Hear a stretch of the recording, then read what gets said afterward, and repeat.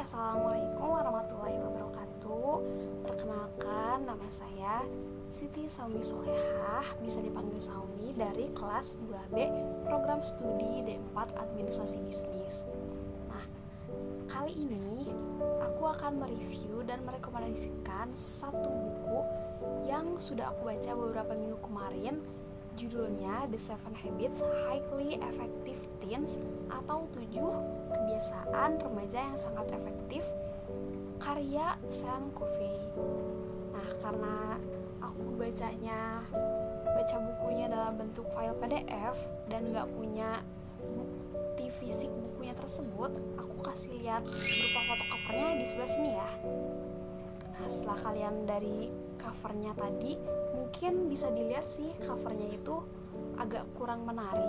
Tapi jangan salah loh guys, ingat, don't judge a book by its cover. Karena walaupun covernya biasa aja, setelah aku baca bukunya sampai habis, ternyata buku ini sangat menarik bahasannya. Buku ini termasuk buku self-development yang dikhususkan dibaca untuk para remaja, khususnya mahasiswa kayak aku. Mungkin teman-teman yang nonton ini diwajibkan banget buat baca buku ini. Kenapa? Karena di dalam buku ini kamu bisa menemukan pelajaran-pelajaran baru bagaimana kamu menghadapi hidup atau masa remaja kalian saat ini yang mungkin banyak lika-likunya, dan bagaimana sih cara melakukan kebiasaan agar kita mendapatkan kesuksesan di kedepannya.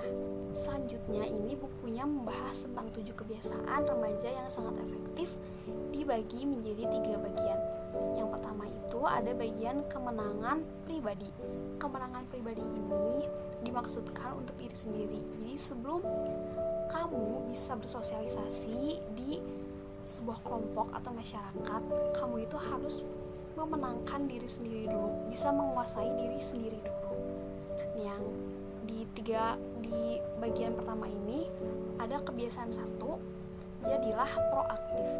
Jadi bagaimana kamu bertanggung jawab atas hidupmu sendiri.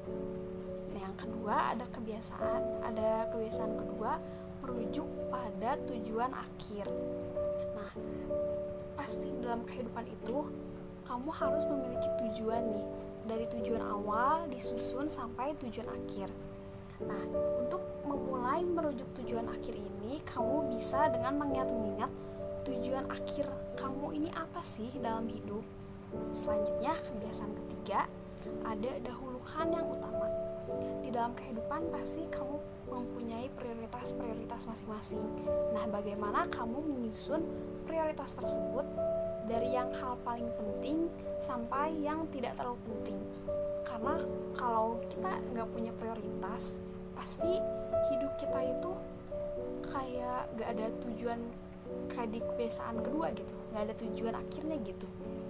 Kita jadi hidup, kalau nggak ada prioritas, hidup itu kayak sia-sia.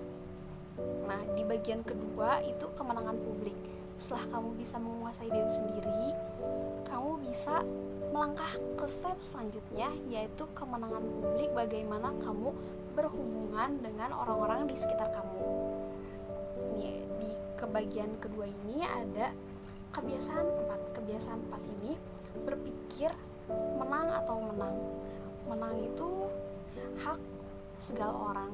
Kalau saya bisa menang, kamu juga bisa menang, dan kita semua bisa sama-sama menang. Nah, selanjutnya itu ada kebiasaan kelima, berusaha memahami terlebih dahulu baru dipahami. Jadi jangan jadi orang yang ingin terus dipahami tapi tidak mau memahami orang lain gitu. Nah, selanjutnya itu ada kebiasaan 6, wujudkan sinergi. Sinergi ini bagaimana kerjasama kalian bersama kelompok untuk mencapai hasil yang lebih baik. Nah, bagian ketiga yaitu ada kebiasaan 7, asalah gergajimu. Nah, yang dimaksud ini bagaimana kita menjaga ketajaman diri agar bisa menangani hidup yang lebih baik.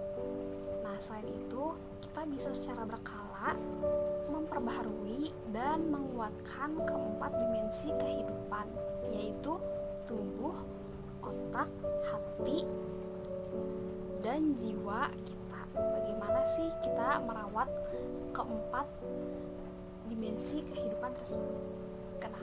Kenapa sih aku merekomendasikan banget buku ini? Karena buku ini bisa membuat kita mengenal lebih jauh diri kita sendiri, pandangan kita terhadap sesuatu, pandangan kita terhadap diri sendiri, terhadap orang lain, atau di sekitar kita.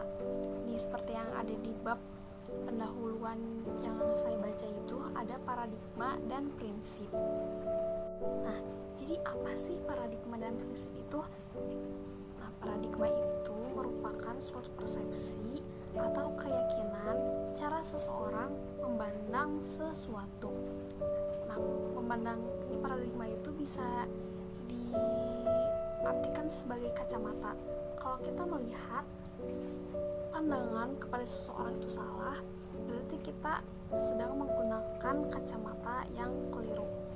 Nah, paradigma ini bisa berupa paradigma tentang diri sendiri, tentang orang lain, atau tentang barang dan lainnya. Kalau tentang paradigma tentang diri sendiri ini, kamu bisa mengalami pergeseran paradigma yang dialami oleh istrinya Sean Covey, yaitu Rebecca.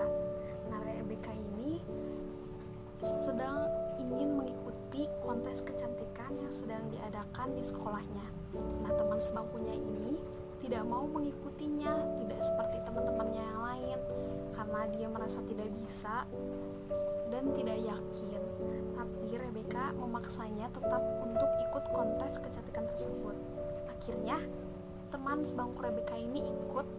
Nah, setelah kejadian itu, beberapa tahun kemudian temannya Rebecca ini menelpon ke Rebecca dan berterima kasih karena atas paksaan Rebecca untuk mengikuti kontes kecantikan tersebut membuat dirinya mempunyai pandangan baru tentang sesuatu yang sebelumnya gak pernah ia pikirkan gitu. Nah, ini juga bisa terjadi ke diri kita. Kita bisa keluar dari zona nyaman kita dengan melihat pandangan baru sesuatu di sekitar kita. Mungkin saja ada sesuatu yang gak pernah kita coba, kita harus coba itu supaya kita merasakannya dan dapat pandangan baru kalau itu tidak seburuk yang kita pikirkan. Nah, pandangan ini juga tidak tentang diri kita sendiri aja, ada paradigma tentang orang lain nih. Jadi bagaimana kita menilai seseorang berdasarkan sudut pandang kita. Tapi kadang mungkin kita itu suka salah memandang orang lain gitu. Misalnya dia melihat teman baru, kok teman itu kelihatannya jutek ya, tapi setelah didekati ternyata tidak seperti yang kita bayangkan. Nah, memandang segala sesuatunya dari sudut yang berbeda ini dapat membantu kita memahami mengapa orang bersikap seperti itu. Nah, selain dari paradigma tentang diri sendiri dan tentang orang lain, bisa berupa paradigma tentang kehidupan. Nah, paradigma tentang kehidupan ini bagaimana pandangan kalian terhadap lingkungan di sekitar kita. Nah, dari pandangan tentang kehidupan ini, aku belajar kalau kehidupan itu tidak boleh terpusat pada teman, barang, pacar, sekolah, maupun orang tua.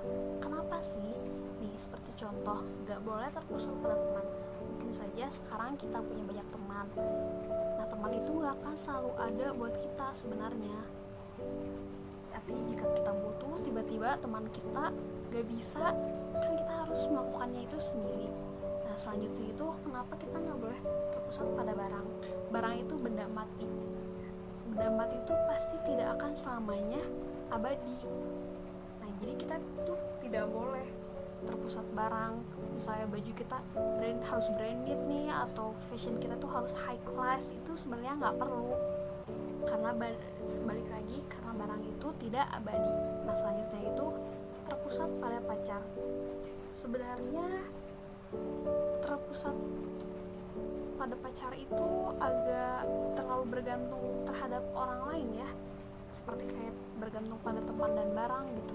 Kalau kita udah putus, masa kehidupan kita akan berhenti di situ karena diputusin sama pacar? Kan nggak mungkin. Nah, yang selanjutnya itu terpusat pada sekolah. Mungkin sekolah penting bagi kita di masa depan, tapi jika terpusat di sekolah yang menurut aku baca ya di buku itu, kita nggak akan menikmati kebahagiaan sebagai kita tidak akan mendapatkan kebahagiaan masa-masa remaja kita. Mungkin bisa jadi prioritas utama sih sekolah, tapi kita itu jangan didikte oleh keinginan untuk mendapatkan nilai-nilai yang sempurna dan hebat, tapi kita melupakan kebahagiaan diri kita sendiri. Para siswa yang lain mungkin memusatkan hidupnya itu bahwa tujuannya itu sekolah, padahal jika seperti itu kita bakal menghilangkan tujuan utama kita dari bersekolah itu belajar aja. Jadi jangan terlalu ingin mengejar dapat nilai besar, walaupun ya mungkin ada kebanggaan dan kebahagiaan sendiri sih jika dapat nilai besar, tapi kalau punya nilai tinggi tidak bahagia kan sama saja bohong. Nah, kalau terpusat pada orang tua, kita emang berbakti kepada orang tua itu sangat penting banget, tapi terkadang kalau kita terpusat pada orang tua, kita nggak bisa mengekspresikan diri. Misalnya kita ingin membuat orang tua bahagia nih, orang tua ingin banget kita jadi dokter, tapi sebenarnya fashion kita itu nggak sesuai dengan keinginan orang tua itu. Nah, kita memaksakan diri agar orang tua bangga dan bahagia, padahal kita sendiri itu gak senang atau gak bahagia. Nah, dari buku yang aku baca di pendahuluan, bagian terfavorit aku ini membuka pandangan baru dan mungkin dapat pelajaran baru dari buku ini. Nah, mungkin itu sedikit review dari aku, gak akan banyak-banyak biar gak spoiler. Dan kalau kalian tertarik buat baca buku ini, kalian bisa beli buku ini di toko-toko buku terdekat di kota kamu ya. Bisa dicari di Gramedia. Ini bukan sponsor ya.